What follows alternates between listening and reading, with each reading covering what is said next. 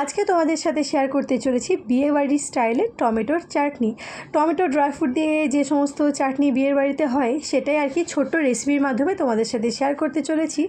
আমি কিভাবে আর কি টমেটোর চাটনি বানাই সেটাই তোমাদের সাথে দেখাবো। প্লিজ ভিডিওটা কেউ স্কিপ করো না, পুরো ভিডিওটা দেখা অনুরোধ রইল। যদি ভিডিওটা কোনো অংশ ভালো লেগে থাকে লাইক কমেন্ট আর শেয়ার করে দিও। আর যারা আজকে প্রথম ভিডিও দেখছো তাদেরকে তো অসংখ্য ধন্যবাদ। যারা রেগুলার ভিডিও দেখো তাদেরকেও অনেক অনেক ভালোবাসা এভাবে পাশে থাকার জন্য। তো কড়াইটাকে ভালোভাবে আর কি একটু গরম করে নিলাম।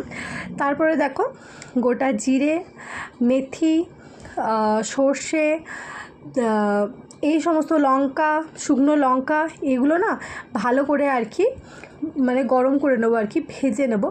এটা আর কি একটা পাউডার বানাবো আর কি, যেটা ভাজা মশলা হয় সেই ভাজা মশলাটা বানাবো। কারণ চাটনিতে জানোই তো একটা ভাজা মশলার একটা আলাদাই স্মেল থাকে, আর চাটনিটা খেতেও কিন্তু বেশ ভালো লাগে। আর সকাল সকাল কিন্তু আমাদের ঘরের মানে কারেন্টটা চলে গেছে, কারেন্ট নেই, পুরো অন্ধকার। আর আমার রান্নাঘরটা একটু অন্ধকার টাইপের, তাই একটু ভিডিও করতে একটু অসুবিধাই হয়। তো যাই হোক দেখো ভালোভাবে কিন্তু এটাকে ভেজে নিচ্ছি। তারপরে ছোট্ট আমার কাছে একটা হামাল দিস্তা আছে, ওটা দিয়ে আর কি গুঁড়োটা করব। জানি না কারেন্ট আসবে কি না, যদি কারেন্ট না আসে তো হামাল দিস্তা দিয়ে গুঁড়োটা করতে হবে। তার জন্য ভালোভাবে কিন্তু ভেজে নিচ্ছি।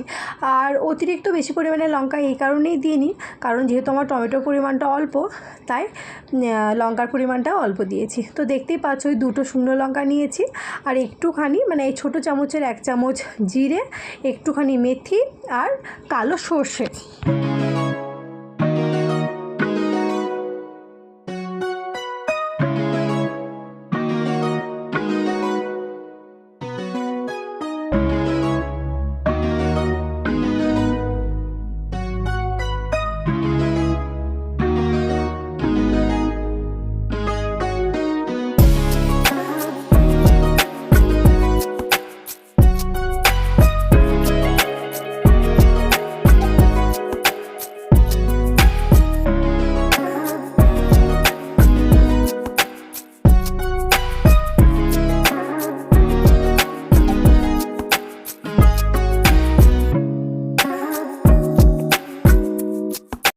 আমার কিন্তু মশলাটা ভাজা হয়ে গেছে, তোমরা দেখেই নিয়েছো।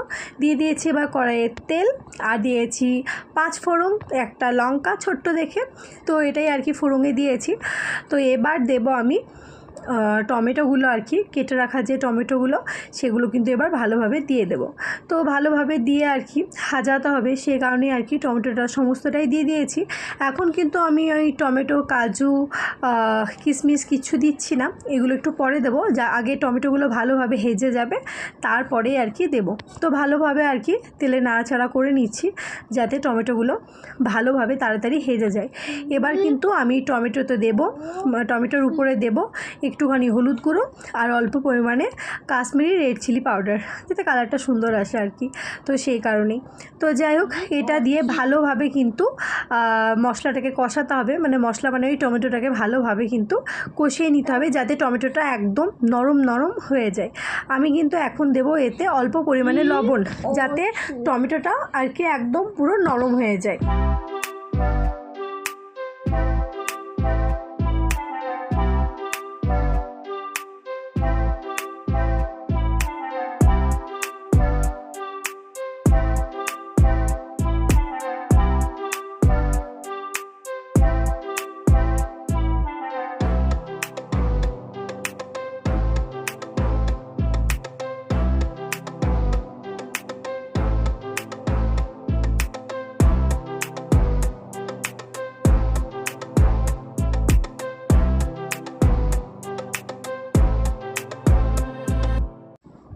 ওইদিকে তো টমেটোগুলো সিদ্ধ হচ্ছে, আর এইদিকে দেখো আমি গুঁড়ো মশলাটা বানিয়ে নিচ্ছি। লাইট তো নেই, সেই কারণে হামাল দিস্তা করে আর কি ভালোভাবে গুঁড়ো করার চেষ্টা করছি। আসলে আমি হামাল দিস্তাটা আর কি খুব একটা ব্যবহার করি না, সেই কারণে একদম পুরো জং ধরে গেছে, মানে জং জং হয়ে গেছে। তো যাই হোক ওটাই আর কি ভালোভাবে ধুয়ে মুছে তারপরে গুঁড়োটাকে করছি। তো দেখো ভালোভাবে কিন্তু নাড়াচাড়া করে একদম পুরো মানে খুন্তির সাহায্যে একটু ভালোভাবে গলিয়ে দিচ্ছি। আমাদের ওয়েস্ট বেঙ্গলের টমেটোটা দেখেছি মানে একটুখানি তেলে দিলে একদম নরম হয়ে যায়। আর ব্যাঙ্গালোর বলো, মণিপুর বলো, আমি যেখানে যেখানে ঘুরেছি আর কি, তো টমেটো অতি সহজে গলতে চায় না, একটু টাইম লাগে। তো যাই হোক দেখো এবার কিন্তু ভালোভাবে গলে এসছে। তো এবার কিন্তু আমি ওই যে ড্রাই ফ্রুটগুলো রেখেছি ওই কাজু কিশমিশ আর খেজুর এইগুলো কিন্তু দিয়ে দেবো। বিয়ের বাড়িতে কিন্তু এই টমেটোটা খেতে মানে টমেটোর চাটনিটা খেতে কিন্তু বেশ ভালো লাগে, আমার তো বেশ ভালো লাগে, মিষ্টি মিষ্টি একদম টক টক সমস্ত রকম আর কি মিশিয়ে। তো ভালোভাবে সমস্ত ড্রাই ফ্রুটগুলো দিয়ে দিলাম। আর যদি ওই শুকনো ব্লুবেরি বা ব্ল্যাকবেরি যেগুলো হয় না, মানে শুকনো শুকনো যে ওই ড্রাই ফ্রুটগুলো ওগুলো দিলেও কিন্তু বেশ ভালো লাগে। ওগুলো আমার কাছে ছিল না, অল্প পরিমাণে দিয়ে দিলাম গোলমরিচের গুঁড়োটা দিলে আর কি খেতে বেশ ভালো লাগে, তো সেই কারণেই। তো দেখো এবার কিন্তু ভালোভাবে কিন্তু আবার মানে মশলাটা একটু ভালোভাবে নাড়িয়ে চাড়িয়ে নিচ্ছি আর কি। এখন কিন্তু দেখো টমেটোটা কিন্তু আমার ভালো করে সিদ্ধ হয়ে গেছে, কিন্তু আমি এখনও চিনি অ্যাড করিনি। তো আর একটু আর কি সিদ্ধ হতে দেবো, তারপরে কিন্তু আমি চিনি অ্যাড করে দেবো। আমি গুড় ব্যবহার করছি না, নাহলে আমি এমনি এই চাটনি এতে কিন্তু আমি গুড়ই অ্যাড করি, কিন্তু যেহেতু আজকে একটু ভালোভাবে বানানোর চেষ্টা করছি তাই চিনি অ্যাড করছি। চিনি দিলে কালারটা একটু বেশি ভালো আসে, তার জন্যে আর কি। তো যাই হোক, দেখো আমি কিন্তু চিনি অ্যাড করে দিচ্ছি, ওই 4 থেকে 5 চামচ মতো ছোটো চামচের আর কি চিনি দিয়ে দিচ্ছি, তাহলেই হবে আর কি। তো যেহেতু টমেটো আমি লাস্টে লেবুও অ্যাড করবো, অল্প পরিমাণে লেবুর রস, তার জন্য একটু চিনিটা ব্যালেন্স করে দিতে হবে, যাতে টক মিষ্টি ঝাল সমস্ত রকমের ব্যাপারটা আর কি থাকে, তো সেই কারণে। তো চিনিটা আমি তো অ্যাড করা হয়ে গেছে, এবার আবার ভালোভাবে আর কি নাড়াচাড়া করে নিতে হবে। যখন একটু মানে গামাখা হবে তখন কিন্তু আমি নামিয়ে নেব।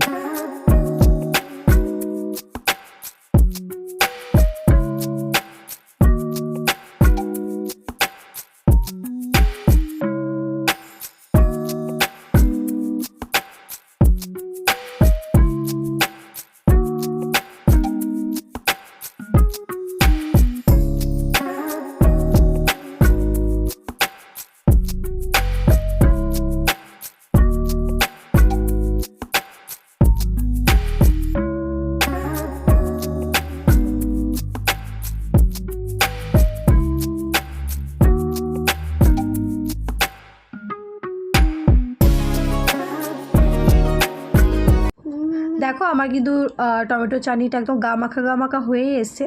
এবার কিন্তু আমি দেবো একটু পরিমাণে লেবুর রসটা দিলে না বেশ টক মিষ্টি ঝাল ব্যাপারটা আর কি রয়ে যায়, বেশি ভালো লাগে খেতে, সেই কারণেই।